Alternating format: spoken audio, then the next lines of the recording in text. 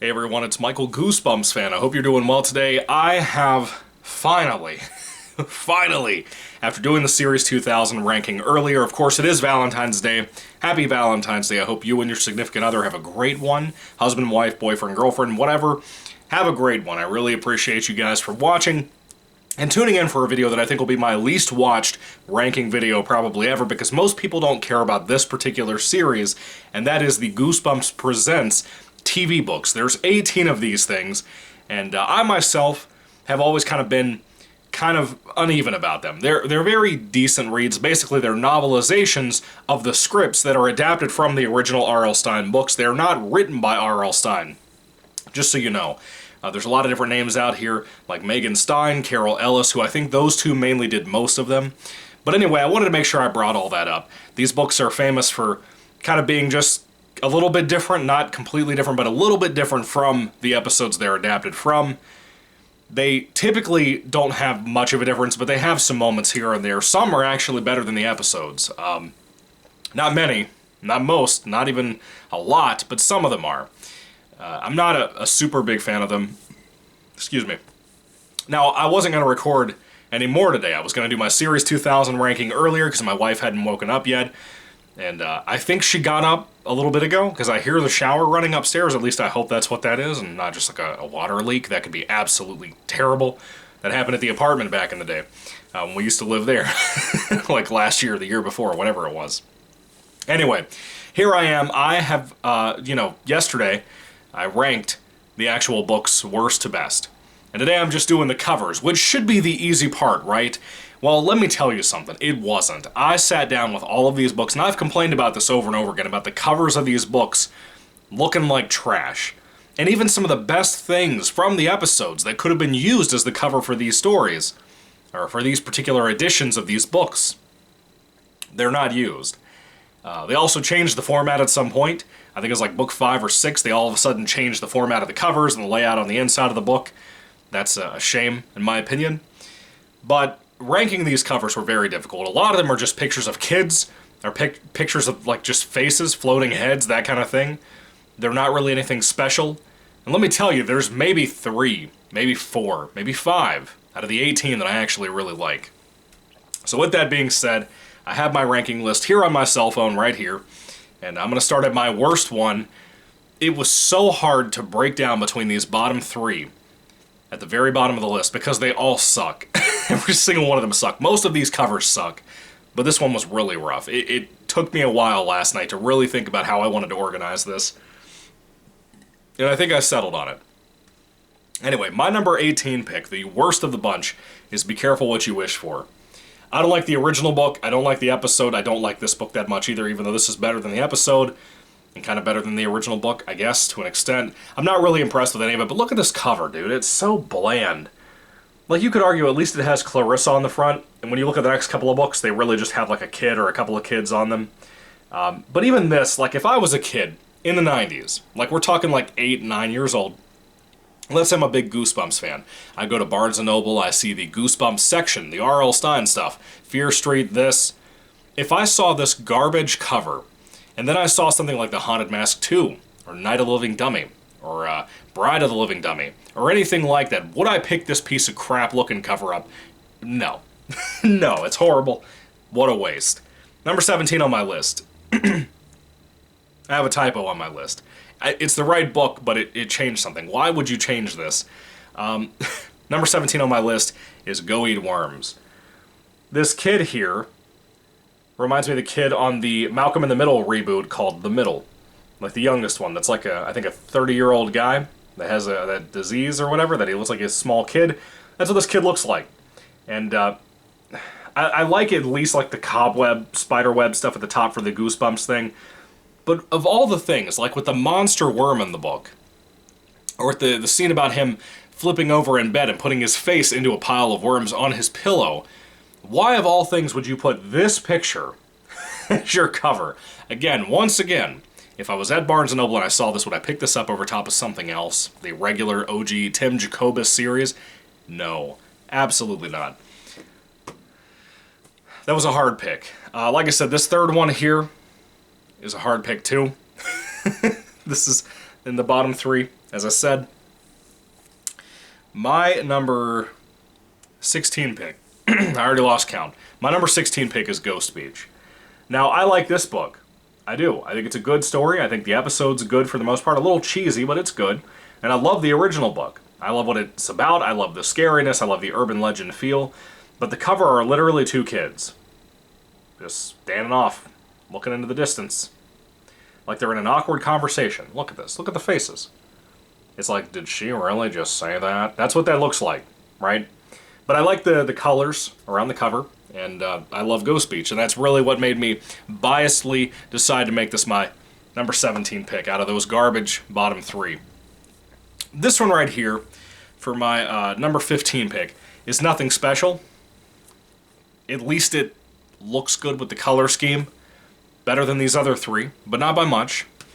My number 15 pick is The Cuckoo Clock of Doom. I love the yellow and the blue. Of course, the original cover was very yellow and blue, and this very much symbolizes that. I like it a lot. I think it looks good. And of course, the pictures here are just like this kid here messing with the cuckoo clock bird thing, you know? And then some other stuff. That's really it. It's not the greatest cover, but I love the color scheme.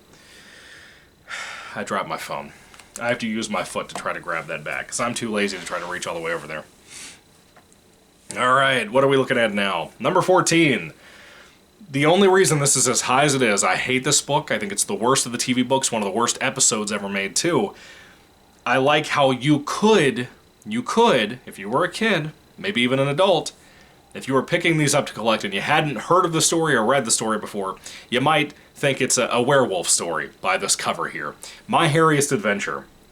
Let me tell you ahead of time, it is not a werewolf story, but at least there's a kid with hair on his hand and he goes in panic mode over it.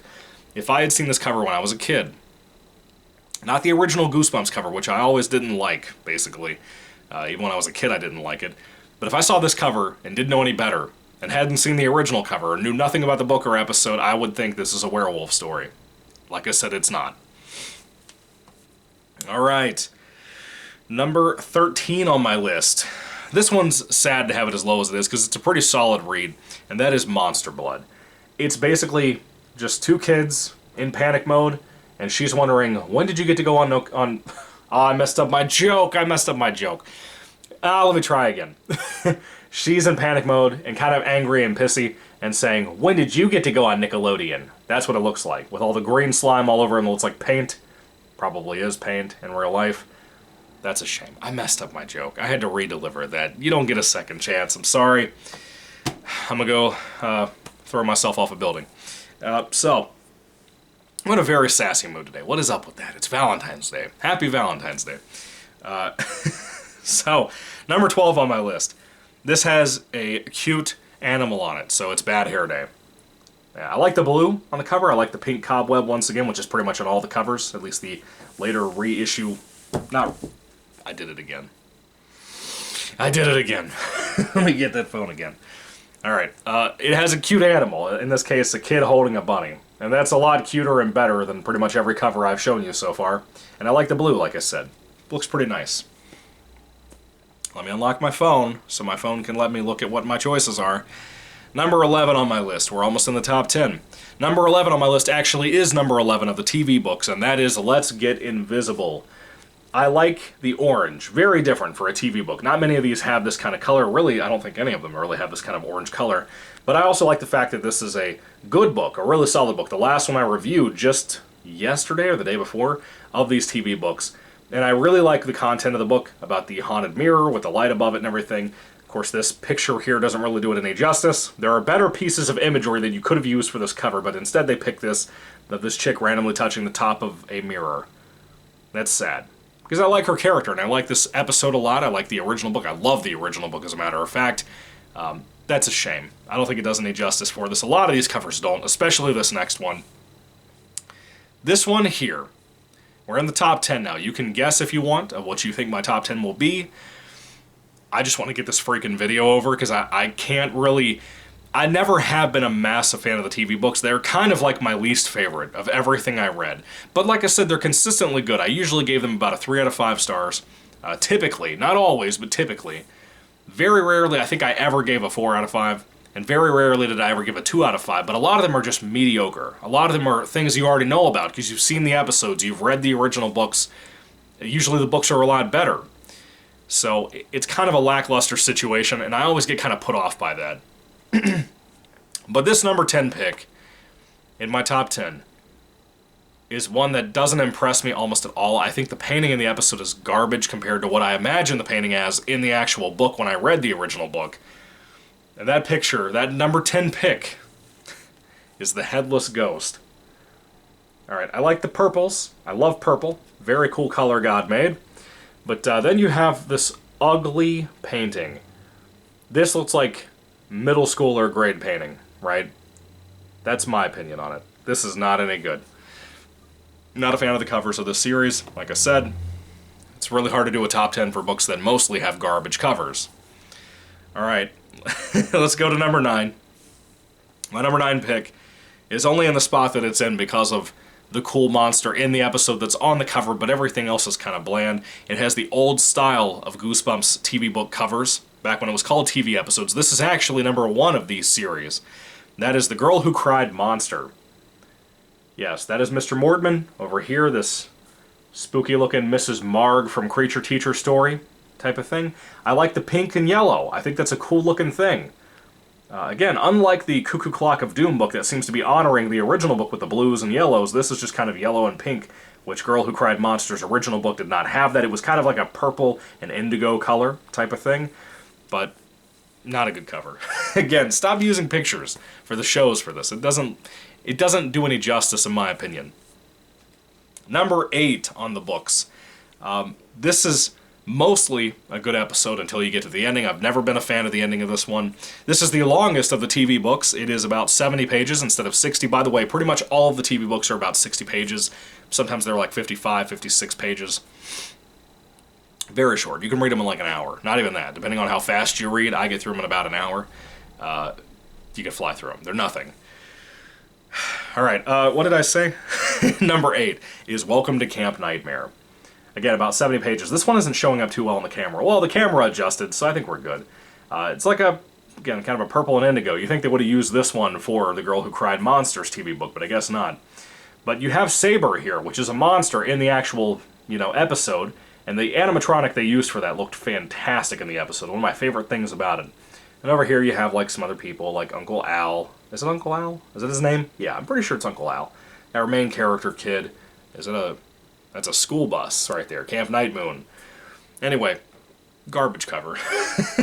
I'm sorry, that's just how I feel. Alright, we're in the top 7 here. Number 7 it's kind of carrying on the tradition of one that's not that great, in my personal opinion. And that book, at number 7, would be Attack of the Mutant. Now, this is a good book. This is one that I genuinely enjoyed. I think I gave this like a 4 out of 5, or a 3 out of 5. I think it was a 4, though. But I really like this. I love the original book. I love the 2-parter episode. I think it's fantastic. I love it. The episode, TV book thing is good, too. Now, the cover here, I like the greens, I like the pinks, I like the yellows, I like all of it. But here you have the picture of the villain, Mr. Attack of the Mutant, kind of looking like a Batman guy. And you have our main kid here, Skipper. And I love both of them. And I like this episode so much that it puts kind of a warm feeling in my heart when I see this cover. But at the same time, again, the same thing I keep talking about. If you were a kid and you went to Barnes & Noble and you saw this book and the original Attack of the Mutant, what would you say? Which one would you pick if you could only have one? I mean, they were like $5 back then. Great time, economy was good. Would you pick up this over top of the original cover with the amazing art and everything? And to me, that's a better book of a comic book lovers type of book than this is, even though this is good for it too. I think a lot of people would have missed out on this to get that. That's my personal opinion on it. Not a great cover. Not a bad cover, but not a great cover. Kind of like the next ones following up. Number 6, before we get to the top 5, my number 6 is one book in a kind of subgenre of horror that I love a lot. I talked about this in the past. I did a review-a-thon on it. Return of the Mummy. This episode is absolute garbage.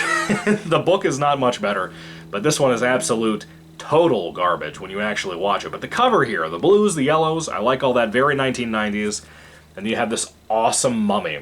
I found out something today in reading a book that I'm currently reading for Goosebumps that I'll be reviewing in the next couple of days. Basically, they announced that or they made a point that I didn't know about this, but they basically said the guy in this mummy outfit is actually the same one from Don't Wake Mummy, the episode adapted from a short story from Tales to Give You Goosebumps for the show.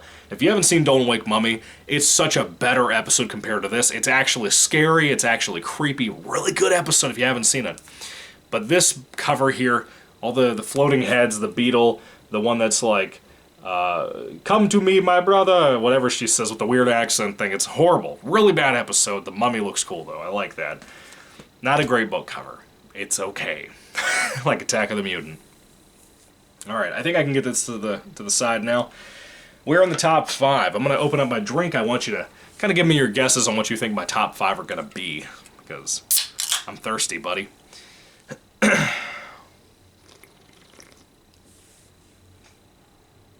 It's good. Knock off Diet Coke. Anyway, number 5 on my list. This is where I think the covers genuinely get kind of good. Like, actually good. I've hated most of these. I think most of them suck. Then you have most of them that are kind of meandering in the last couple of books.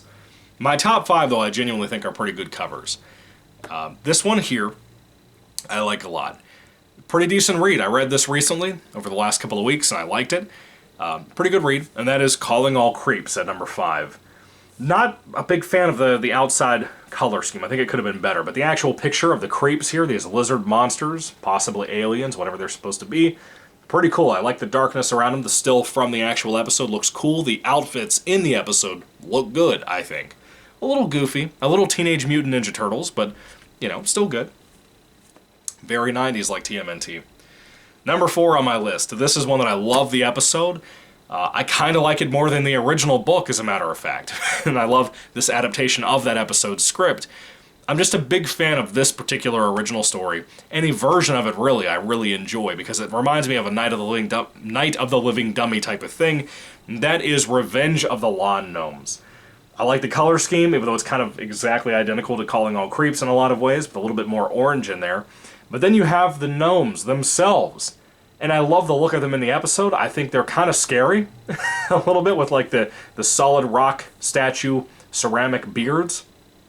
But these little fellas, man, they were truly creepy. If I had seen this episode when I was a kid, which I never did, I would have loved this. I would have thought it was so great. The humor in the episode and in the book are really good too, but man, that's a good one.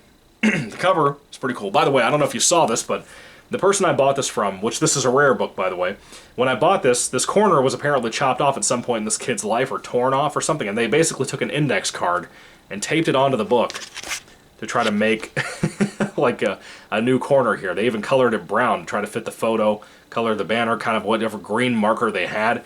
Thought that was kind of cute. It's a nice little story to add to my collection when I found this book finally. It's kind of nice. It ain't perfect. A lot of people out there that I'm friends with are not happy with books like that in their collection. I personally don't mind it. I'm just glad I got to read the book and actually experience it, because I like to read. The covers can be gone for all I care. As long as the book is good, I have a good time typically. Anyway, moving along to my number 3 pick. This is a book that I love the original deeply. I think it's a great read that people really underrate and hate for no real reason. I get some of the criticisms with the monster appearance and whatever, but I really love this book a lot.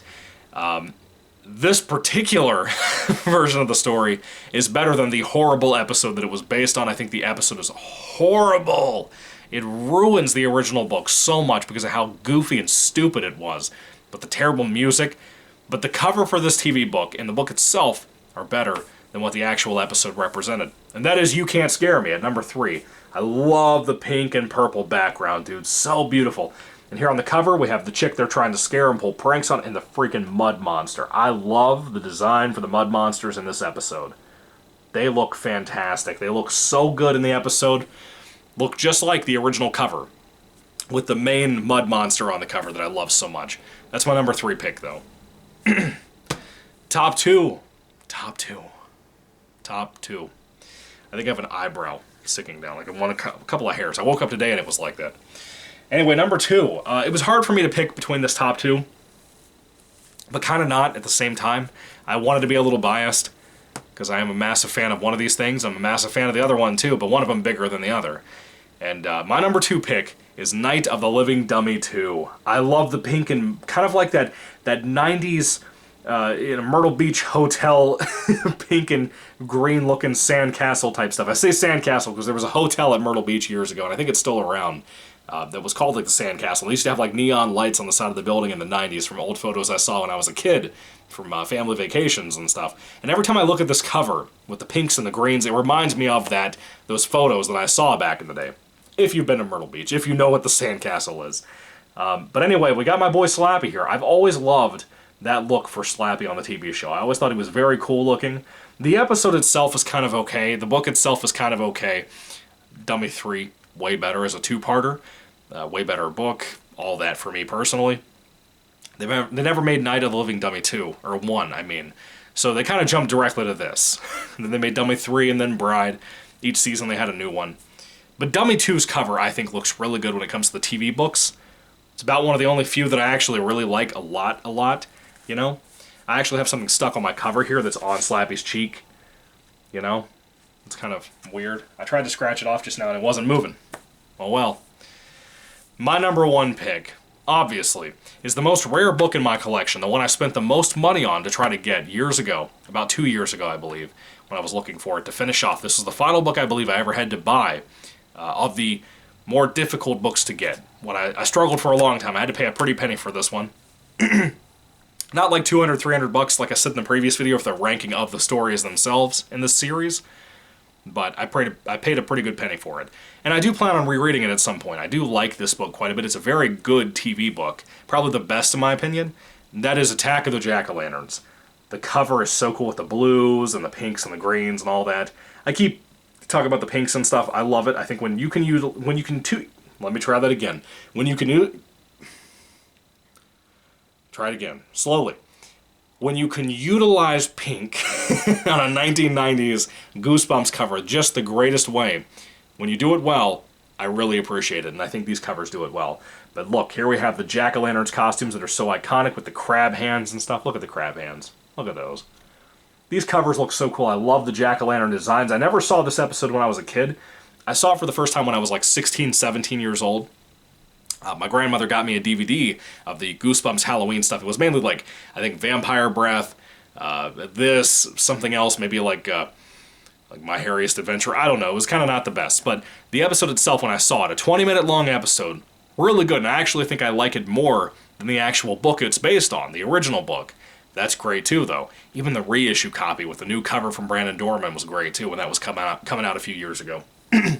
This cover, though, is my favorite of the TV book covers. I think it looks the best. I think it's the best book easily, probably. And that is my opinion. But that, folks, is the ranking for all 18 of the Series 2000 Goosebumps books. I'm totally brain dead today, dude. What is wrong with me? It's not Series 2000. This is my ranking for all 18 of the TV books from Goosebumps Presents. And I'm so glad to be done with talking about this series. It's the only series, aside from Hall of Horrors, that I can fit in my hands in one go. All of them. Not a big fan of this series. Not a big fan of its covers, not a big fan of its content, even though they're kind of average and decent. Very few are underneath or above average, but still, it's pretty consistent in that ballpark. Do I recommend collectors picking these up? Not really, unless you're like a diehard fan. You know, if you're kind of like me and you just like to collect all of it, that's fine. Be prepared for disappointment. If you plan on doing reviews for all the stuff like I did, be ready. It's gonna suck. It's gonna suck so hard. You're gonna have a hard time, dude, sitting through that. Anyway, what did you guys think about the video here? What did you think about my ranking? What do you think about my cover choices? What do you think you would organize these? I know a lot of you guys probably haven't read any of these, if not most of them or all of them. I hope this video was cool for you to see all the covers kind of together, you know? But out of the ones that you've seen, or read or anything, what would you rank them? Worst to best on the storylines, worst to best on the covers. Of course, like I said, I also made another video just yesterday or the day before where I actually ranked all the actual stories from the books in this TV book series. I'd love to hear your thoughts on all of that stuff, but for this comment section, mainly the covers, because I'm super curious to see what you guys think are the worst and best of these. These are rough, man. This is a really hard one to make because of how many absolutely suck. Oh my lord, I'm glad I'm over with this. You know, I was sad I was done with Series 2000 ranking videos and reviews and stuff, but TV books, I'm so glad they're done. I'm so glad they're done. You have no idea. And I can move on to other things like Triple Header, and I can move on to, Hall of Horrors and the autobiographies and all that stuff I really wanted to read for a long time. People have beat into my brain over and over again that people wanted me to read forever. Good Lord. Let me say this too, though. I'm actually on, I think after the book I'm currently reading, I have 11 books left to review. I'm on a book right now, so that's kind of 12. But I'm like halfway through it. I'm going to be done probably in the next day or so. And with it being Valentine's Day, I have plans later on. I'll probably be kind of busy. Probably won't be here a little bit later on when my wife gets back after she leaves to go to work for a little bit. Not all day, but to do something with some friends and then come back. But when she's done with that, I'll probably get some recording done in the meantime and whatever. But tonight, we're going out to dinner and all kinds of cool stuff. Gonna have a great time tonight. Can't wait to spend time with her. But anyway, what I was going to say, though... So... I plan on trying to get as much of this done as I can in the next week or so. It might be the next 2 weeks. I'm not really sure. But be ready, because the channel is almost like done. Like, I have other things to review later on in the year, like the Goosebumps 2015 movie.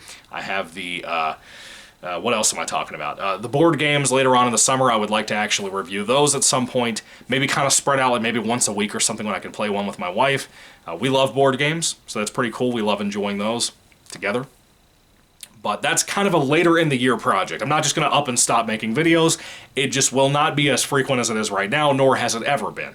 It's going to be months of breaks. I'm sorry. I'm done. I just don't really have much more to do for the channel.